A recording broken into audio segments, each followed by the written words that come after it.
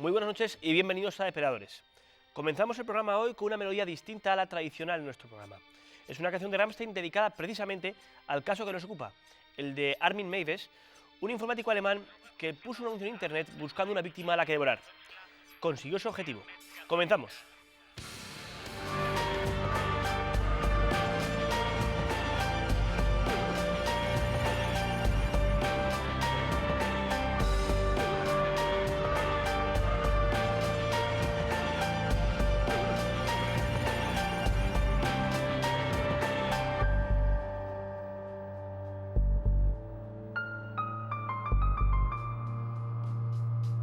A pesar de que vivimos en una época donde la publicidad ocupa un papel preponderante, acostumbrados como siempre al ataque de la publicidad, sin embargo, esta noche tenemos que hablar con la compañía del Dr. Paumar. Buenas noches. Buenas noches, David. De un caso realmente increíble, un anuncio donde se busca carne humana, una presa a la que devorar.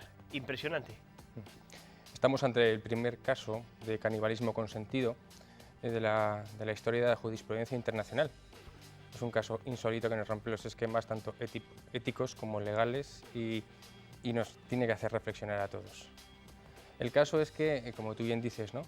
El día 10 de marzo del año 2001, Bernd Brandes, que era un ingeniero berlinés de 43 años, así se llamaba la víctima, en respuesta a un anuncio de contactos en internet, típico anuncio de se busca hombre joven y bien formado para, en este caso ponía para lo que podía ser en otros casos, para ser devorado. En otros podía ser una figura literaria, no, y el caso es que acabó siendo textualmente así. O sea, ¿quién le iba a decir a esta persona que acabaría siendo, que su cuerpo acabaría siendo el plato de una velada romántica compartida con este personaje, el caníbal alemán? Exacto. Estos son los hechos. Una cita que no podemos decir a ciegas porque cada uno sabía perfectamente a lo que acudía. Vamos a ver lo primero de todo la ficha del informático alemán responsable de esta curiosa cita. Nombre: Armin Meiwes. Apodo: el caníbal de Rotemburgo. Edad en el momento del crimen: 42 años. Lugar del crimen: Rotemburgo. Perfil criminal: canibalismo, homicidio, mutilación.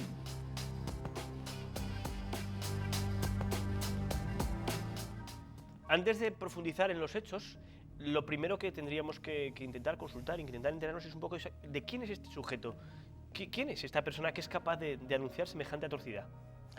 Los datos que están publicados, los datos biográficos de esta persona, que están publicados en periódicos y en internet, hablan de que era una persona aparentemente normal. Es un hombre de 42 años, como tú has dicho, técnico informático, que vivía con su madre en un antiguo caserón de su propiedad y que sí que albergaba dos datos distintos. Era una persona desde la infancia y adolescencia obsesionada por dos temas.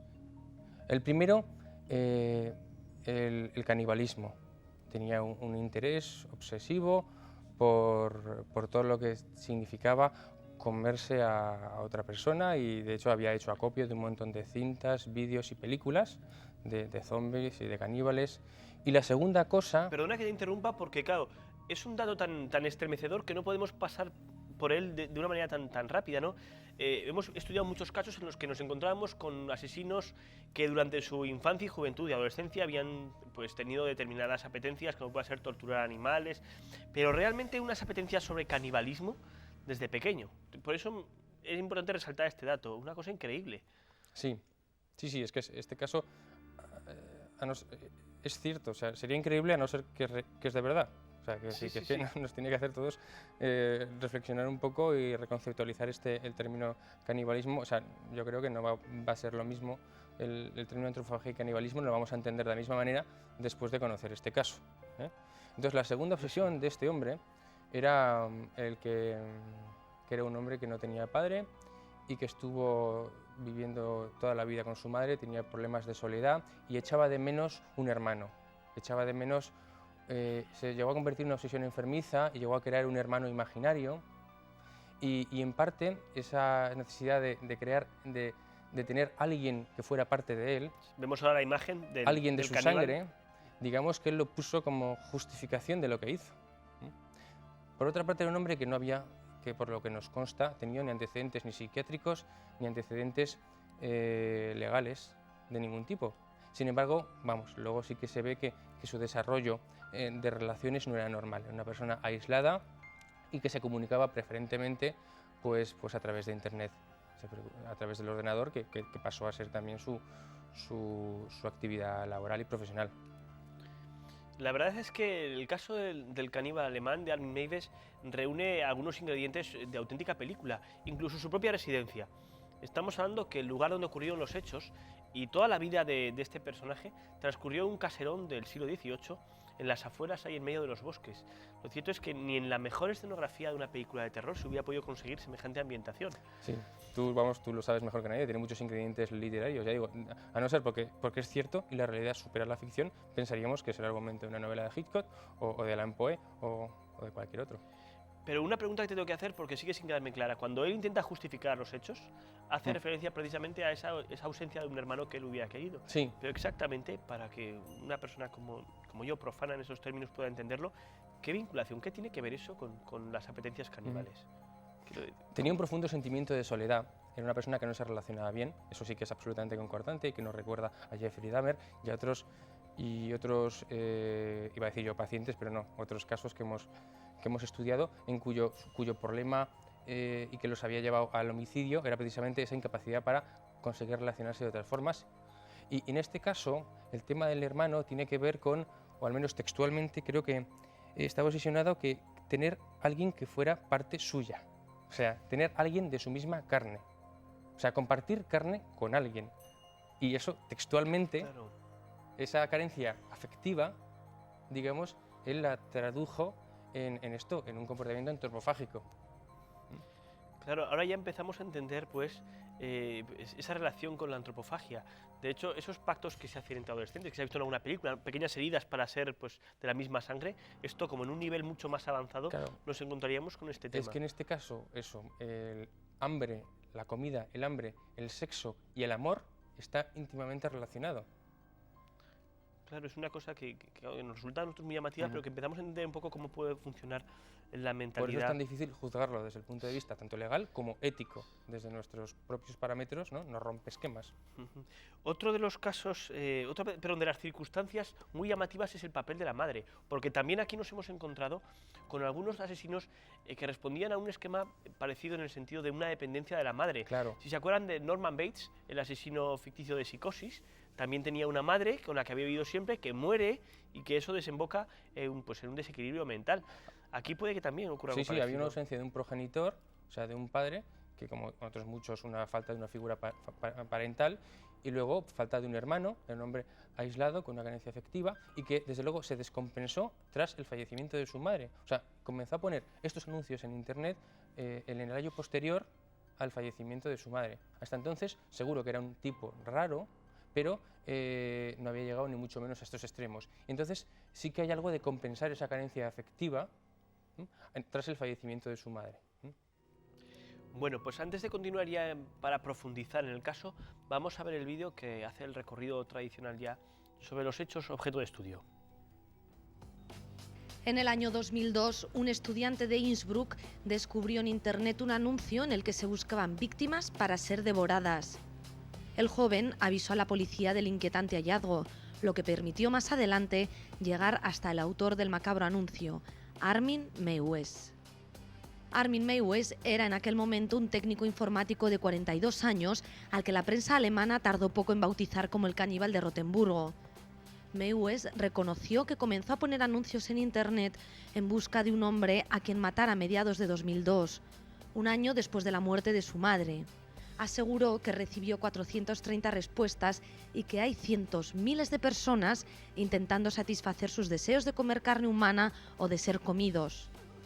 También explicó en su declaración que cuando tenía entre 8 y 12 años ya fantaseaba con descuartizar y comerse a compañeros de escuela que le gustaban. La policía arrestó a Meiwes en diciembre de 2002 después de registrar su casa.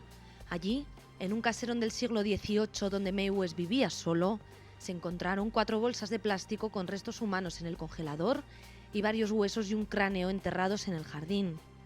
Meiwes se entregó a la policía y confesó haber matado y descuartizado a un hombre en el año 2001, así como haber grabado todo el ritual con una cámara de vídeo. Las autoridades incautaron en el citado caserón de 16 ordenadores personales, 221 discos duros y 307 vídeos de contenido relacionado con prácticas caníbales. La víctima de Meiwes fue un ingeniero berlinés de 43 años, Bert Juergen Brandnes, quien acudió a su domicilio de Rotemburgo el 10 de marzo de 2001 con el deseo pactado de ser devorado por su anfitrión. Todo ocurrió en la guardilla del caserón de Meiwes. Antes de fallecer, la víctima ingirió 20 tabletas de somníferos y media botella de aguardiente. Luego, Meiwes le cortó el pene que comieron juntos. Meiwes agregó que degolló y descuartizó el cadáver del ingeniero 10 horas más tarde, cuando éste se desmayó por la abundante pérdida de sangre. Luego, congeló unos 30 kilos de su carne, 20 de los cuales se comió durante las siguientes semanas, y enterró en el jardín sus huesos y su cráneo. El proceso contra Armin Meiwes ha supuesto un reto para la justicia alemana, ya que su actuación no estaba contemplada en el Código Penal alemán. De hecho, no pudo ser acusado de asesinato debido al consentimiento de la víctima. Finalmente, fue condenado a 8 años y 6 meses de cárcel por homicidio no premeditado. Por buena conducta, podría estar libre para el año 2008. El vídeo resulta impactante porque hace ese recorrido sobre unos hechos que incluso semanas después de haber visto casos realmente siniestros, aún así alcanzamos una cota increíble en este caso. Vamos a entrar ya entonces primero en el modus operandi, ¿no? Es decir, una persona que quiere hacer lo que esta persona quiere hacer, ¿cómo se organiza? ¿Cómo lo hizo? Pues fue un proceso muy sofisticado y quizás la parte más original fue el proceso de búsqueda, que es incomprensible si no es al amparo de las nuevas tecnologías. Quiero decir, si este hombre pudo encontrar, entre comillas, su media naranja, es precisamente porque existe Internet y pudo emparejar a una persona tan anormal como él con una víctima que realmente que tenía esa misma anormalidad o una anormalidad complementaria. Entonces, el hecho ya de la búsqueda y de conseguir, de poder encontrar a alguien y hacer una cita con consentimiento o con ese objetivo de mutuo acuerdo, pues eso ya, digamos que quizás es lo más extraordinario hasta el momento, ¿no? Y luego ya el proceso del banquete propiamente dicho, con su preparación y todo lo que ella conlleva, también fue una cosa tremendamente elaborada. Vamos a entrar, por tanto, por separar. Primero te he preguntado cuestiones sobre el modus operandi, pero ahora vamos a entrar ya a la cuestión de... Ahora estamos precisamente viendo imágenes de la película que se ha hecho al respecto, y ahora vamos a entrar, pues, una vez que consigue la víctima, ¿qué hace con ella? ¿Cómo se desarrolla ese encuentro? Sí, pues fue un ritual filmado de unas 10 horas, que estaba previamente acordado y pactado, en el cual pues, hubo primero una relación sexual, homosexual, posteriormente le amputó el pene a la víctima y lo compartieron los dos. Pero como la víctima, ¿cómo pudo soportar el dolor? ¿Estaba drogado o algo? Como la película de Aníbal Lecter, la segunda parte, intentó ser eso. Lo que pasa es que, claro, una cosa es la película y en este caso eso casi no pudo llevarse a cabo precisamente por lo que tú dices, por el shock, por el dolor, eso que él estaba anestesiado mediante alcohol y mediante calmantes y mediante pastillas, ¿no? Entonces, se habían drogado previamente. Se había drogado para no sufrir dolor, porque el dolor no era, parece que, un objetivo ni de la víctima ni del comensal, o sea, no había sadomasoquismo. Parece que el dolor no era el fin, en consecuencia no era un móvil ni sádico ni masoquista.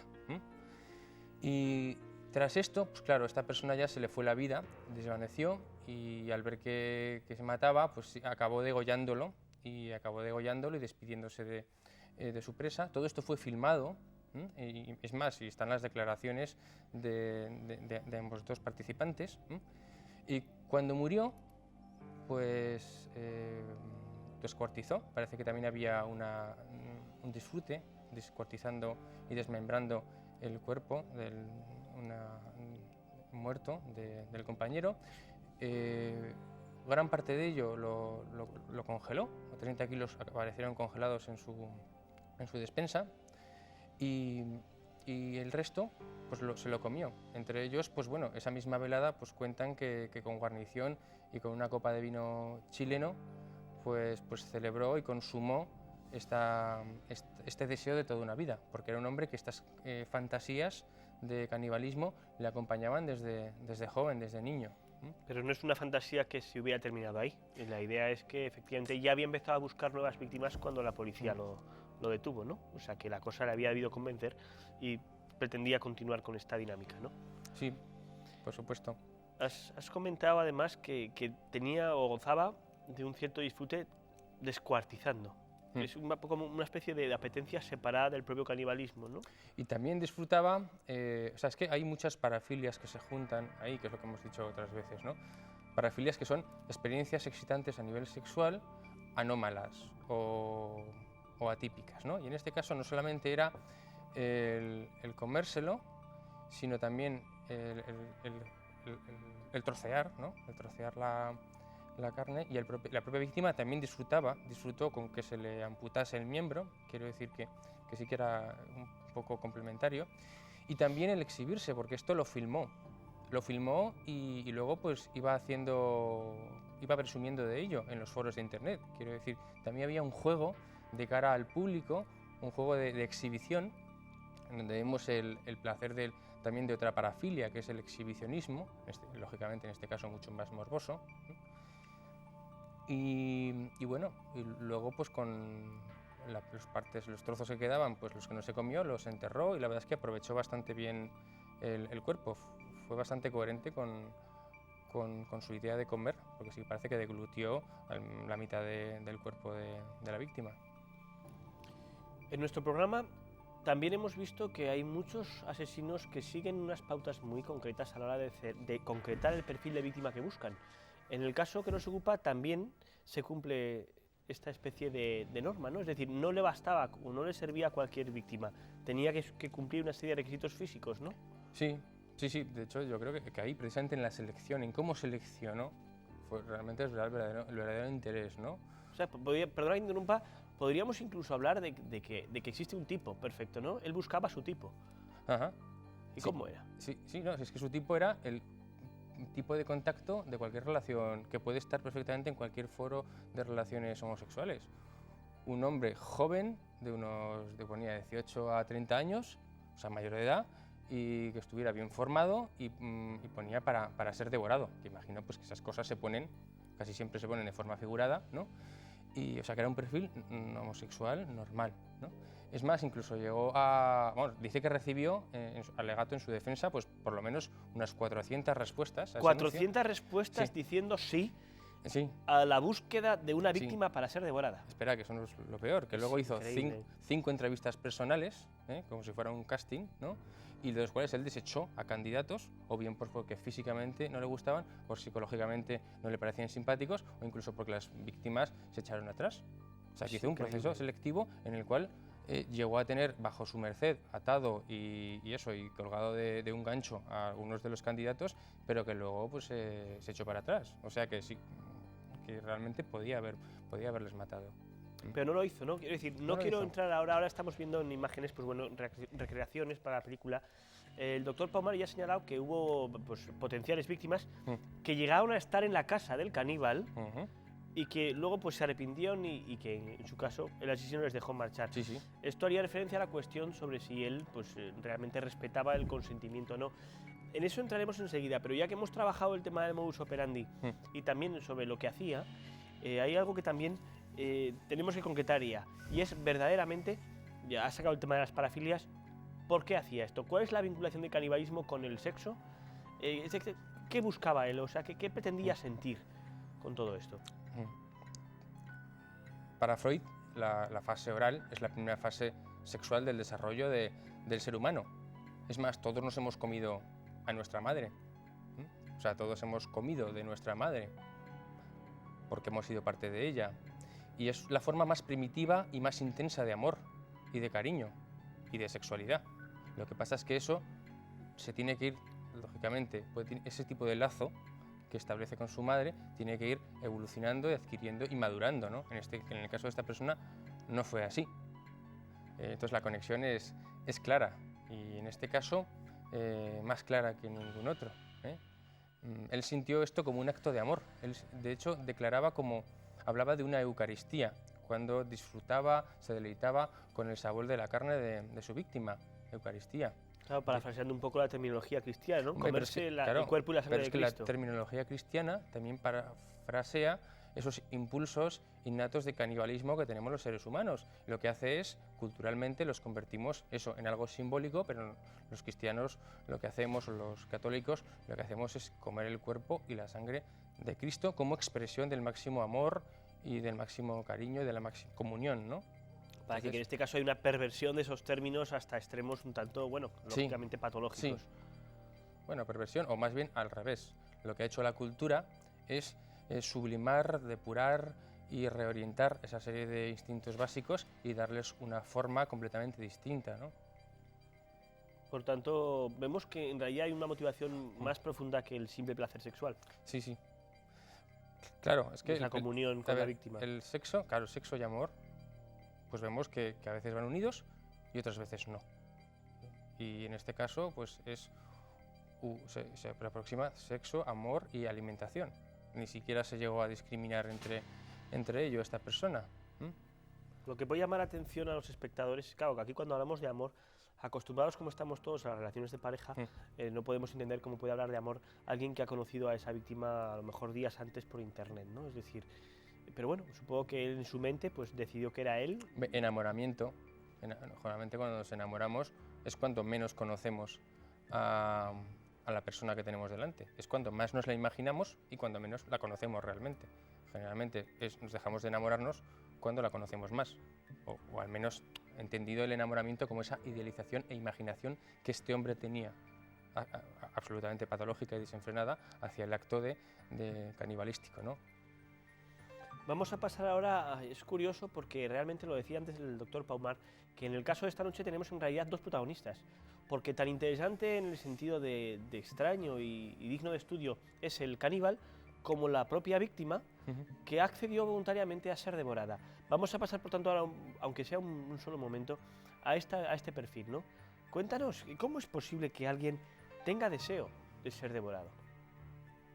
Y no solo deseo, sino que tenga la suficiente fuerza como para intentar que esto se cumpla. Claro, pues igual que alguien desea que le hagan daño, y eso está absolutamente comprobado, y hay gente que reclama su derecho a participar en prácticas masoquistas, ¿no? Son formas de expresión del amor pues anómalas, ¿no? Y en este caso sí que refrendados en la psiquiatría casos de caníbales y personas que quieran que les coman. Esto quizás es lo del caso, es lo menos comprobado de ese caso, porque sí que bueno, hay un testimonio ante una cámara, pero la acusación dice que así como al agresor sí que se le practicó una peritación psicológica, sabiendo que... Vemos ahora mismo, por cierto, a la víctima, a este ingenio alemán de 43 años que acudió a su cita con la muerte, nunca mejor dicho.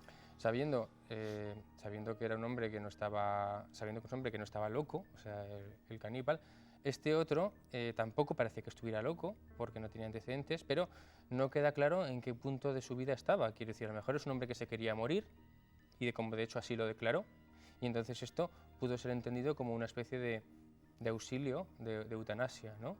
Pero yo creo que había algo más, porque este es un hombre que participó también en la confección del ritual.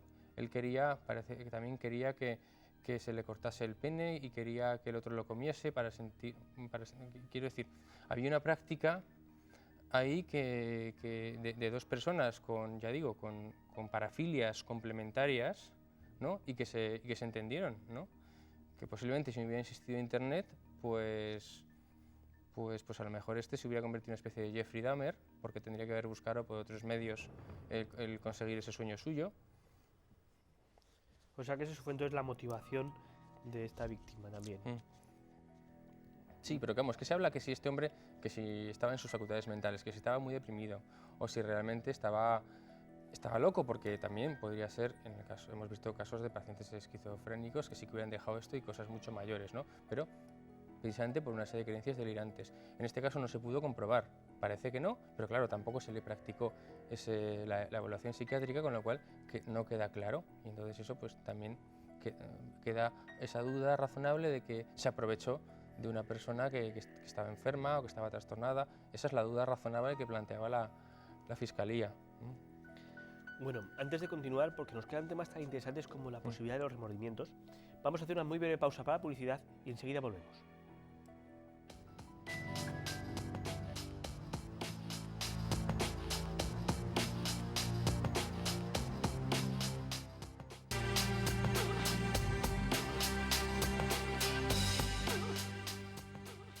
Siempre nos llama mucho la atención tanto el que una persona sea capaz de hacer estas atrocidades como el hecho de que luego pueda dormir tranquilo.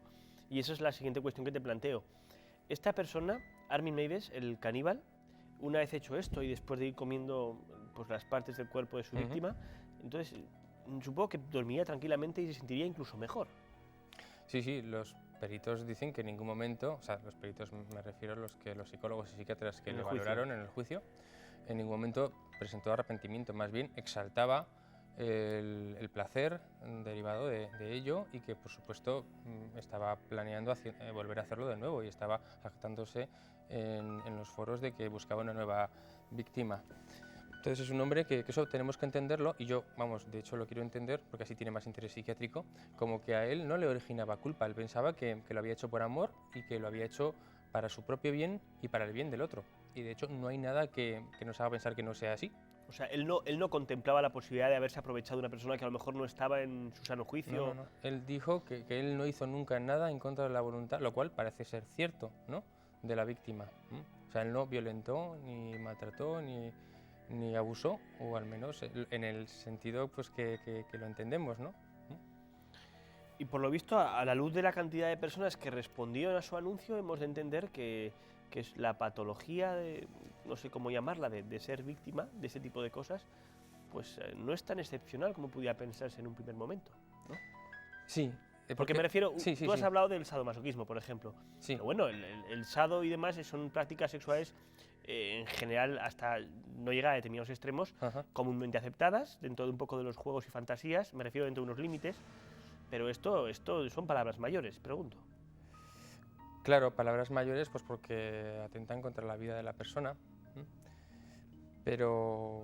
Y sí que este caso dio lugar a que se hicieran investigaciones y que verdaderamente se comprobase lo que decía el Armin Meiwes, que había una red de personas pues, obsesionadas con este tema, una especie, igual que hay una red de pederastia, una red de canibalismo, de personas interesadas y que podían en determinado momento quedar para hacer algo parecido.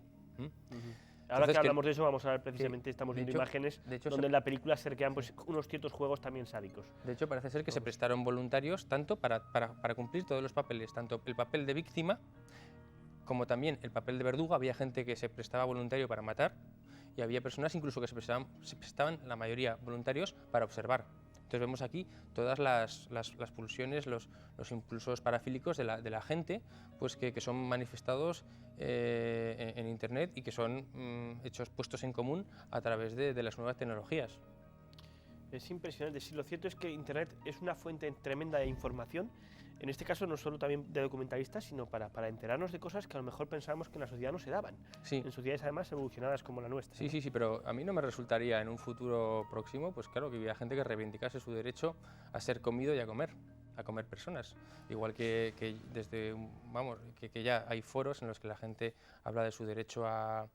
Bueno, por supuesto lo de la eutanasia hace mucho tiempo, pero su derecho a ser anoréxica y su derecho a hacerse daño y su derecho... O sea, quiero decir, son impulsos, perturbaciones que consideramos los psiquiatras psicopáticas, pero que llega un momento, pues la persona, pues igual que en su día, pues incluso la homosexualidad se consideró enfermedad o se consideró trastorno, hoy en día no es así, se considera libre elección, pues también el tema del sadomasoquismo, pues en un futuro, pues las personas que tienen otro tipo de conductas aberrantes, pues pueden decir, oye, y yo si me pongo de acuerdo con alguien y es de mutuo acuerdo, pues igual que le puedo pegar una paliza y eso no es delito, pues ¿por qué no me puedo comer una parte de su organismo o por qué no lo puedo matar? Pero claro, el tema de la eutanasia ya sabemos que también es otro tema súper polémico, ¿no?, en el cual hay a favor y en contra. Entonces son temas que están sin resolver. Como tú has dicho, en estos casos ya se pone en juicio ya y en juego la vida de las personas. Quiero decir, no estamos hablando ya de otro tipo de juegos, ¿no? Por eso ciertas comparaciones tampoco son muy útiles en este caso. Te iba a preguntar si iba a seguir matando, pero verdaderamente con la información que nos has dado, no cabe duda de que esto era así. Claro, y había puesto anuncios buscando nuevas presas. Y de hecho fue así como se le descubrió. Un internauta austriaco puso en aviso a la policía que se presentó en la casa de este hombre y, vamos, el ni corto ni perezoso, pues confesó. Encontraron los restos en la nevera y los huesos enterrados en el jardín y enseguida les entregó la cinta de vídeo de la cena, ¿no? Y del proceso. Porque aunque ya lo hemos comentado, el tema de que viendo que él era siempre muy respetuoso con la opinión de las víctimas, la pregunta que yo ahora me hago es, porque a veces los criminales también sufren una evolución. Quizá habría seguido una evolución en la que habría llegado a no necesitar el consentimiento de esas víctimas, pregunto. Yo sé que es una pregunta muy delicada y sobre todo que no tenemos información, pero yo la hago. ¿Habría llegado el momento en el que no habría necesitado y por tanto se habría planteado ya por tanto conductas más cercanas al asesinato? Sí, pues no te sé decir. Sí que es cierto que quería seguir probando carne humana, eso, pero y si lo había conseguido de esta manera y le había salido tan bien, ¿por qué iba a hacer otra cosa que a lo mejor sí que le originaría sentimientos de culpa? Porque en este caso lo máximo que llegó a decir de arrepentimiento fue, a lo mejor si yo hubiera tenido un apoyo psicológico hace 2 años, que fue cuando falleció su madre, pues no hubiera llegado a esto. Porque en el fondo, pues lo que hablo, había una falta, una carencia afectiva, este hombre a lo mejor estaba un poquito deprimido y era una personalidad pues, que no sabía relacionarse con los demás, y entonces fue una forma absolutamente monstruosa de compensar esa necesidad de cariño con el otro, ¿no? Pero yo no sé, yo más bien pienso al revés, ¿no? Que a lo mejor en otros asesinos, que no eran así especialmente sádicos, si hubieran tenido esta forma de buscar, si se hubieran manejado también con internet como este, pues a lo mejor no hubieran necesitado matar. Pero ellos no son conscientes de lo monstruoso que es lo que proponen, porque esta duda también surge, es decir, ellos, aunque estén aislados, viven en sociedad y ven películas y oyen la radio y leen periódicos, no son conscientes de la barbaridad que están deseando. Pero monstruoso, barbaridad, ¿para quién? Si el ser humano de toda la vida ha sido caníbal. Los restos de Atapuerca demuestran que el ser humano era caníbal. En otras culturas hay restos de canibalismo, o sea, lo que ha evolucionado es nuestra cultura, pero nuestro aparato digestivo está absolutamente capacitado, tenemos el potencial para ser asesinos y para ser caníbales de nuestros congéneres. O sea, bueno, pero estamos hablando, dices, toda la vida, pero nuestra sociedad evolucionada lleva ya miles de años rechazando el canibalismo, es decir... Sí, nuestra sociedad ya evolucionada, pero esta chica que han encontrado ahora, que es la niña de la selva, esta, ¿no?, que lleva no sé cuánto tiempo perdido, ¿qué tiene ella que ver con los animales? ¿A qué se parece más? ¿A los animales o a las personas? Esa persona no ha sido culturizada, quiero decir, realmente nos hacemos personas en el proceso de socialización y culturización. Entonces, que sí ha sufrido el caníbal alemán. El caníbal alemán ha tenido un proceso de socialización, es decir, estamos hablando de una persona que ha sido educada, que ha tenido sus estudios, estamos hablando que es informático. Sí. Es decir, a mí no me sirve ese argumento de una persona que ha sido... No, estamos hablando de una persona perfectamente social, educada, con formación. ¿Cómo es posible que esa persona retroceda miles de años en la evolución? ¿Y cómo es posible que los estudiantes uruguayos caídos en el avión de los Andes se comieran unos a otros para salir vivos, como así fue? Bien, hay un caso de instinto de supervivencia que dicen que efectivamente que es muy poderoso, pero no es el caso. Y ¿qué os digo? Por eso que nosotros tenemos ese potencial dentro y le ponemos, bajo ciertas circunstancias externas e internas, lo ponemos en juego. O sea, nosotros tenemos ese potencial para, ya digo, cazar, matar y comer a un congénere. Y de hecho, en parte nos diferenciamos de los monos precisamente en eso, en que somos una especie de monos carnívoros, y precisamente, a lo mejor por eso también, ahí está la base de nuestro éxito a la hora de evolucionar. Quiero decir, posiblemente, según muchos estudiosos y muchos antropólogos, hablan de que a lo mejor que el hombre haya pasado a comer carne y ha dejado de comer vegetales, como la mayoría del resto de los primates, pues ha hecho pues, que él haya sobrevivido, haya aprovechado mucho mejor las calorías y haya podido procrear como especie, ¿no?, y adelantarse como especie. Quiero decir, a ver, con esto estoy siendo muy polémico, ya sé que no es así, pero que quiero decir que tampoco, que es la cultura lo que impide que pongamos en juego nuestros instintos antropofágicos, pero que los instintos y la capacidad de comer nosotros lo tenemos, ¿no? Y por eso también nos atrae, nos produce ese morbo. ¿Por qué? Pues porque por una parte lo rechazamos culturalmente, pero por otra parte tenemos en el fondo esa capacidad y ese impulso. Volvemos otra vez pues, al tema de esos instintos, de lo que tenemos ahí en nuestra naturaleza. Ya que también se habla mucho del fenómeno imitación, aquí también tengo que decirlo, porque como es un caso que ha tenido semejante proyección mediática, la pregunta que te hago es, ¿puede haber entonces fenómeno de imitación? ¿Va a haber personas con esos instintos que hasta ahora los doblegaban, los guardaban, los reprimían, que ahora los van a soltar? Pregunto. Estoy completamente convencido. Estoy completamente convencido de que esto, pues, para mucha gente supondrá a lo mejor una liberación hasta cierto punto, de decir no soy el o ya hay personas que pueden entenderme en mis anhelos, en mis frustraciones, en mis deseos, e incluso pueden llegar a asociarse a través de los medios de comunicación que tenemos hoy, que no existían hace 10 años, ni 20, ni 30, y por supuesto que puede difundirse este ejemplo. Por eso es tan importante lo que hagan las leyes, ¿no? Y donde pongan el límite de lo que está bien, lo que está mal. Sí, porque entonces si no podemos asistir a un florecimiento del canibalismo. Sí, pues el canibalismo ya ha florecido en épocas de hambruna, como le pasó a Chikatilo. Y ahora mismo no hay hambruna, pero esto sería un canibalismo, pues, de tipo, ya digo, de tipo perverso, de tipo parafílico. Y ya digo, en la mayoría de los casos asociados a canibalismo sí que suele haber una enfermedad psiquiátrica. O sea, sí que ha habido casos documentados de canibalismo, incluso de autocanibalismo, de personas que se comían a sí mismas, partes de sí mismas, pero siempre con esquizofrenias o con trastorno del desarrollo o bajo el consumo de drogas. Quiero decir, cosas que son muy graves, ¿no? Pero casos como este seguro que también hay. Ahora te preguntaré sobre tu dictamen final, pero antes, por recordar un poquito, ya que has empezado a señalar un poco cómo se detuvo. Entonces dices que fue cuando él ya empezó a buscar nuevas víctimas, ya había comido al ingeniero alemán, y empieza a buscar nuevas víctimas, y entonces cuando un estudiante de Innsbruck, si no me equivoco, detecta su anuncio y decide ponerlo en conocimiento de la policía. O sea que su reacción frente a la policía es más bien tranquila. Sí. Claro, él tenía la conciencia tranquila. Sí, vamos, dicen que no se inmutó, que no tuvo ninguna escenita histérica, ni de evitar, ni de eludir, ni de mentir. Más bien, al revés, lo confirmó, que eso era así, les enseñó dónde estaban los restos y les entregó la filmación. Y en ningún momento eso hizo manifestaciones de arrepentimiento. Tal como ha señalado, el hecho de que hubiese consentimiento por parte de la víctima, además consentimiento probado, puso muy difícil las cosas a la jurisdicción alemana a la hora de catalogar los hechos.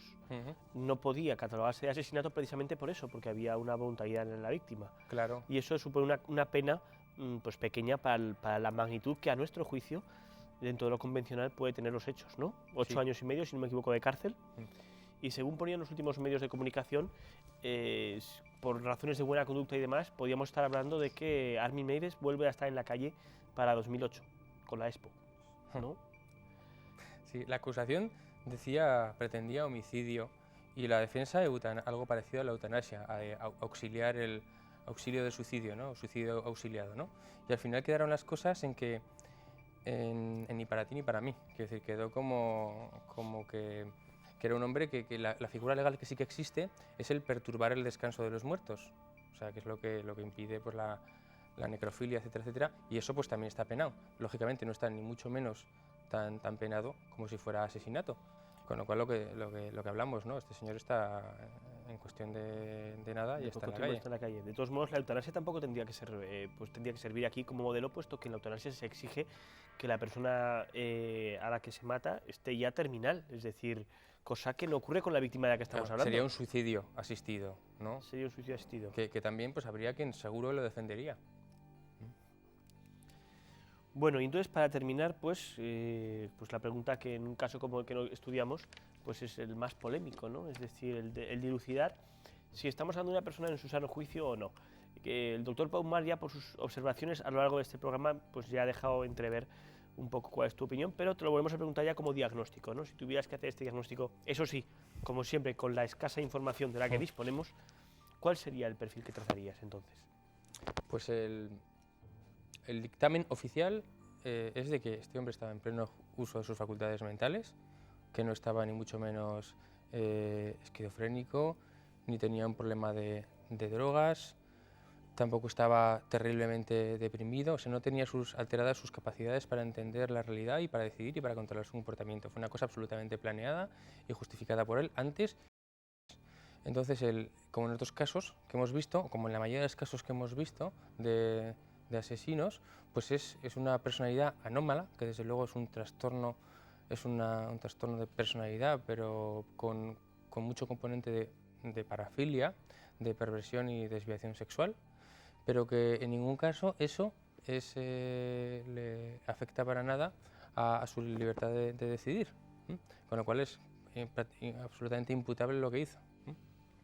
Y bueno, ni decir que la inteligencia está absolutamente conservada en los dos. Eran dos personas mayores de edad que tenían dos carreras tan complejas como informático y como ingeniero, y que estaban los dos, se prepararon el uno para morir y el otro para el festín. O sea, los dos tuvieron preparativos.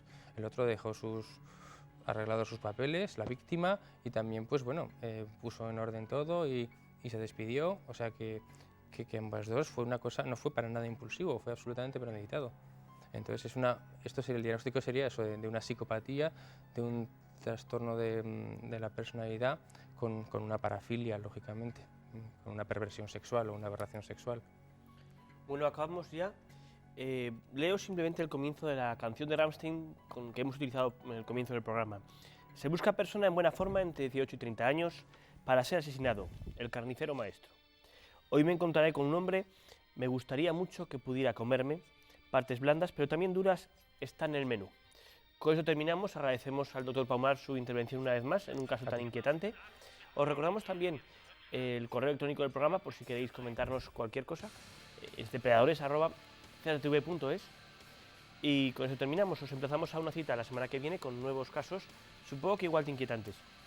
Y desde luego en este caso acabamos recordando que lo mejor es la dieta mediterránea, mejor no cambiar. Muy buenas noches y nos vemos en el siguiente programa. Bueno.